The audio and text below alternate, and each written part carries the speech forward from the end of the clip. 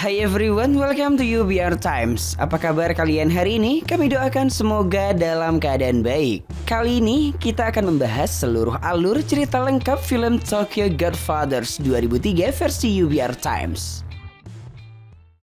Pada malam Natal saat pertunjukan anak-anak dalam penggambaran suasana kelahiran Yesus, dua tunawisma menonton pertunjukan itu, yaitu pria pecandu alkohol setengah baya bernama Jin dan wanita transgender bernama Hana. Setelah pertunjukan, mereka mengambil bagian makanannya. Makanan itu mereka bawa kepada teman tunawisma mereka bernama Miyuki, gadis remaja pelarian dari rumahnya. Mereka masing-masing punya cerita kenapa mereka menghilang atau menjauh dari keluarganya. Hana ini sangat marah dikatakan transgender tua, terlebih diejek oleh gadis seperti Miyuki. Mereka bertiga memang sering berkelahi secara verbal. Malam itu saat mereka mencari hadiah Natal, mereka mendengar suara bayi menangis di dekat bak sampah. Mereka sangat heran kenapa bayi seimut ini ditelantarkan. Bersama bayi itu ada sebuah surat berisi meminta penemunya merawat bayi itu dengan baik. Ada juga kunci loker sebagai petunjuk di mana orang tua bayi tersebut. こいつは捨て子だ。生まれた時から家のねえ赤ん坊に比べればまだマシだと思ったのよ。 Bukannya mengantarkannya ke orang tuanya dengan sifat keibuannya, Hana malah ingin merawat bayi itu. Ia merasa anak tersebut adalah hadiah dari Tuhan untuk mereka. Ia lantas memberinya nama Kyoko dengan arti anak yang suci, karena ia ditemukan pada malam Natal. Mereka membawa anak itu ke sebuah gubuk saat ia terus saja menangis. Karena panik, Hana berkata akan membawanya ke kantor polisi esok pagi. Ternyata mengasuh bayi tak semudah yang dibayangkan. Bayi tersebut berhenti menangis ketika Gin mengganti popoknya. Hana menyuruh Miyuki membeli air mineral untuk pembuatan susu Kyoko. Setelah membeli air, di perjalanan pulang, Miyuki tak sengaja menabrak seorang pria hingga membuat isi tas Kyoko keluar. Di sana terlihat sebuah buku tentang sebuah keluarga kecil. Ia pun membaca buku tersebut. Di gubuk, Gin menceritakan kepada Hana bahwa ia sebenarnya punya istri dan putri. Ia sangat menyayangi putrinya itu. Umurnya sekitar 20 tahunan. Ia menikah dengan istrinya saat seusia itu. Suatu hari, putrinya jatuh sakit dengan tagihan biaya pengobatannya yang mahal. Beberapa saat kemudian, sang putri dan istrinya juga meninggal. Gin berkata dulunya ia adalah seorang pembalap sepeda. Ia sengaja mengalah karena dibayar. Tak lama setelah Miyuki datang, Hana lalu memberi susu kepada Kyoko. 可愛いわね。子供がいてくれたらきっと貧乏したってやっていける。早くやるよかわいそうに。 Keesokan harinya, Miyuki bersama Gin mencari Hana karena ia telah pergi membawa Kyoko. Setelah beberapa jauh berjalan, mereka pun menemukan Hana. Hana berkata tak ingin mengembalikan Kyoko karena ia takut Kyoko dikirim oleh orang tuanya ke panti asuhan karena mereka tak ingin merawatnya. Karena ia dulu juga ditelantarkan oleh orang tuanya. Hana berniat mencari ibu Kyoko untuk menanyakan sendiri kenapa ia menelantarkan anaknya itu. Mereka kemudian membuka loker untuk menemukan petunjuk.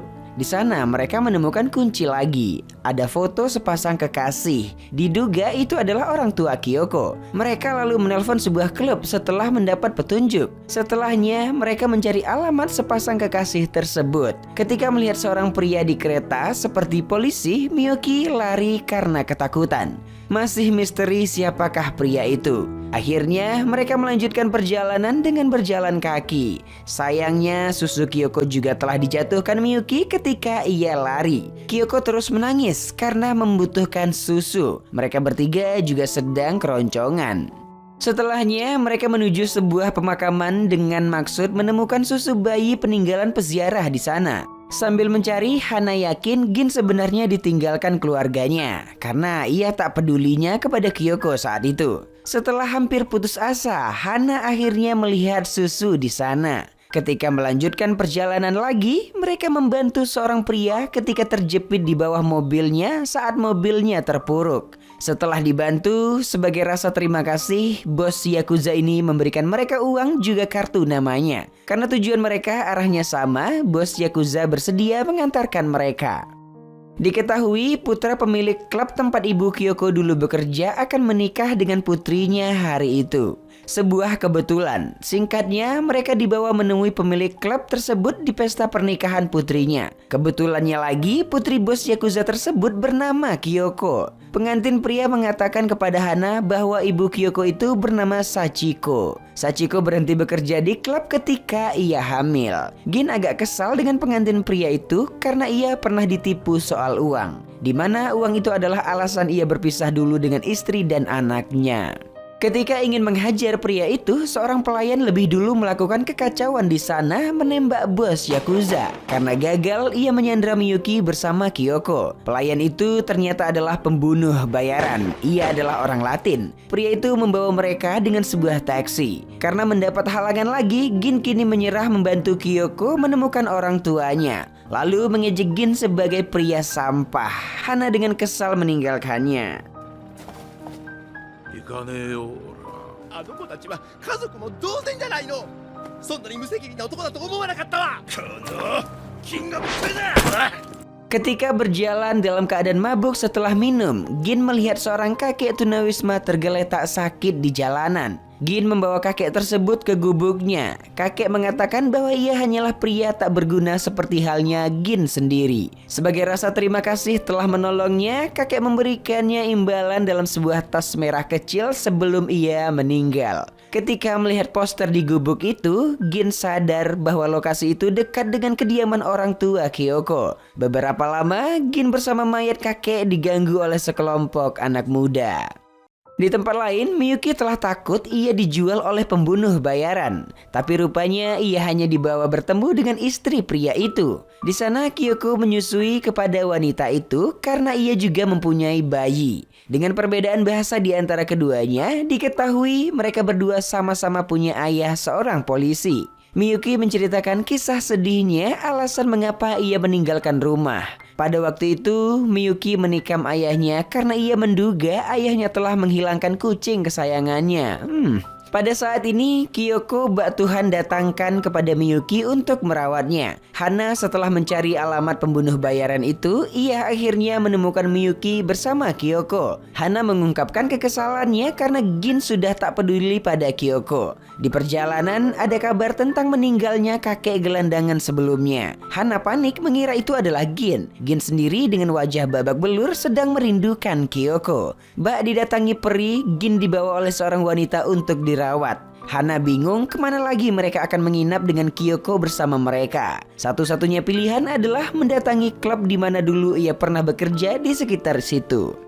Di sana ia disambut oleh maminya dulu. Gin juga ternyata telah dibawa salah satu anggota mami tersebut untuk dirawat. Hana dulunya punya kekasih bernama Ken, tapi pria itu telah meninggal karena terpeleset sabun di kamar mandi. Kasus ini memang langka. Dulunya sewaktu menjadi penyanyi di klub itu, ia pernah memukul pelanggan klub karena mengejek suaranya. Hana kini sangat ingin mengembalikan Kyoko kepada orang tuanya agar anak itu tak terlantar seperti dirinya sewaktu kecil. Ketika mencuci baju Gin, ia senang karena menemukan foto petunjuk di mana orang tua Kyoko. Setelah cukup beristirahat di sana, mereka bertiga melanjutkan perjalanan mencari alamat orang tua Kyoko. Setelah mencari-cari, malam itu mereka akhirnya menemukan alamat pasangan itu. Tapi rumah itu terlihat sudah dirobohkan karena hutang judi suami Sachiko. Hubungan Sachiko dan suaminya tidak bahagia, dikarenakan suaminya adalah pecandu alkohol juga penjudi. Mereka telah pindah 3 bulan lalu. Ada sebuah masalah soal kehilangan kenapa mereka bertengkar. Setelah dari sana, mereka kembali melanjutkan pencarian. Di sebuah koran, Miyuki membaca berita bahwa ayahnya telah menemukan kucingnya. Ia ternyata sudah salah sangka kepada ayahnya waktu itu. Miyuki tampak menelpon sang ayah, tapi ketika sang ayah berbicara, Miyuki jadi tak bisa bicara sepatah kata pun karena merasa bersalah padanya. Gin sendiri mengungkapkan fakta kepada Hana bahwa dulunya ia adalah pemabuk lagi penjudi, tapi sekarang mendapatkan uang cukup sulit baginya dibandingkan dulu. 今頃はきっと再婚でもして幸せに暮らしてるさ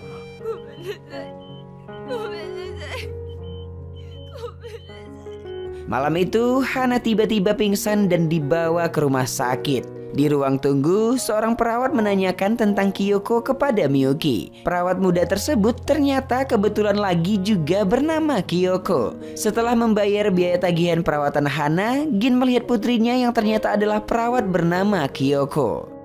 Mereka kemudian saling bertanya kabar. Dulunya, sewaktu Kyoko ini masih kecil, ia bersama ibunya pernah mencari Gin. Semenjak ditinggalkan Gin, ibunya bekerja membuka toko sepeda sendirian. Mendengar cerita itu, Hana mengungkapkan kekesalannya pada Gin karena telah berbohong selama ini. Gin sebenarnya bukanlah pembalap. Ia juga telah berbohong tentang anak istrinya sudah meninggal. Faktanya, Gin hanya tak becus mengurus mereka. Hana berkata akan menjauh dari Gin karena semua orang akan lebih baik jika mereka bersama keluarganya, termasuk juga bayi Kyoko. Gin melihat berita tentang penculikan Kyoko di rumah sakit itu.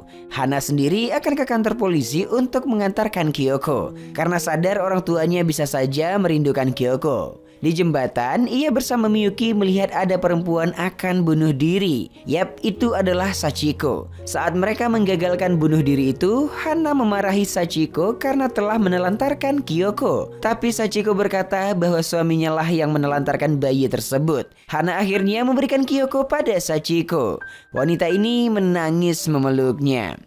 Di tempat lain, Gin mengunjungi suami Sachiko. Gin mengatakan keheranannya kenapa Kyoko malah diberitakan diculik. Pria itu mengatakan kepada Gin bahwa sebenarnya Kyoko bukanlah anaknya bersama Sachiko. Sachiko telah menculik Kyoko dari rumah sakit. Bagaimanapun, kini pria itu telah menelantarkan Sachiko seperti halnya Gin terhadap istrinya.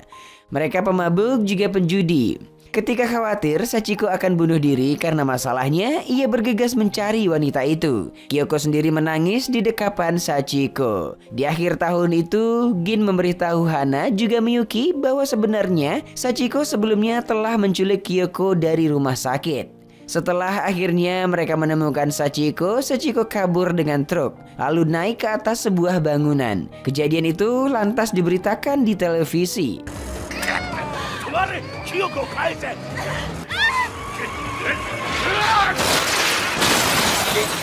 死ぬ気かお前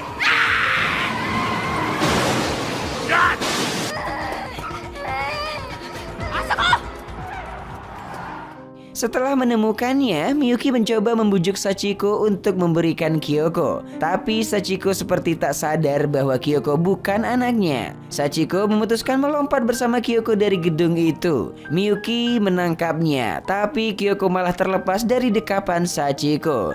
Untungnya, Hana melompat menangkap bayi itu, lalu ia berhasil turun dengan selamat memegangi sebuah kain dengan bantuan angin ajaib. Di akhir cerita, Kyoko akhirnya dikembalikan oleh seorang inspektur polisi kepada orang tua kandungnya. Orang tua Kyoko ditemani polisi itu menemui Gin, Hana, juga Miyuki untuk menjadikan mereka orang tua baptis Kyoko. Saat sudah bertemu, Miyuki kaget melihat polisi itu, di mana pria itu adalah ayah Miyuki. Perjalanan mereka menemukan orang tua Kyoko akhirnya membawa mereka bertemu dengan keluarga mereka lagi. Yap, sampai di situ cerita pun selesai. Sebuah film dengan judul Tokyo Godfathers. Film ini memenangkan Excellence Award di Japan Media Arts Festival 2003, juga film animasi terbaik pada penghargaan film Mainichi ke-58. Tokyo Godfathers adalah sebuah film petualangan tragedi komedi animasi Jepang tahun 2003. Ditulis sekaligus disutradarai oleh almarhum Satoshi Kon. Ini adalah film ketiga oleh Satoshi Kon. Film ini dibuat oleh Satoshi Kon 3 tahun sebelum ia membuat film Paprika. Tokyo Godfathers dibintangi oleh aktor live action seperti Toru Emori, Yoshiaki Umegaki, juga Aya Okamoto sebagai pengisi suara utama. Tokyo Godfathers cukup bagus sekaligus mudah dipahami. Animasinya indah dan detail, desain karakter sangat ekspresif, sangat pas dengan irama film. Pada dasarnya, film ini bertemakan adalah kebetulan juga keluarga. Alur kasarnya adalah tentang 3 tunawisma. Mereka tidak memiliki hubungan darah, tetapi hidup bersama seolah-olah mereka adalah sebuah keluarga. Melalui kebetulan ajaib oleh seorang bayi dengan permasalahan masing-masing, mereka akhirnya memulihkan hubungan dengan keluarga asli mereka. Film ini adalah cerita tentang memulihkan hilangnya hubungan dengan keluarga. Ketahuilah bahwa orang-orang tunawisma secara tersirat bukan hanya tentang tidak memiliki atau kehilangan rumah, tetapi dalam film ini tunawisma adalah tentang orang-orang yang telah kehilangan keluarga mereka. Bagi kalian yang senang dengan genre film seperti ini, boleh banget untuk ditonton secara detailnya. Dan masuk pada penilaian, Biro Perfilman UBR Media memberikan rating film Tokyo Godfathers 7,3. Like dan share ke teman-teman tersayangmu agar mereka juga ikutan nonton film keren ini. Dan jangan lupa subscribe channel UBR Times. Arigatou gozaimasu. Bye-bye. Engkau kini bukanlah untukku, sungguh ku tahu ingin ku telah jauh. Cukup sudah kau lupakanlah masa-masa itu, saat dulu aku di hatimu.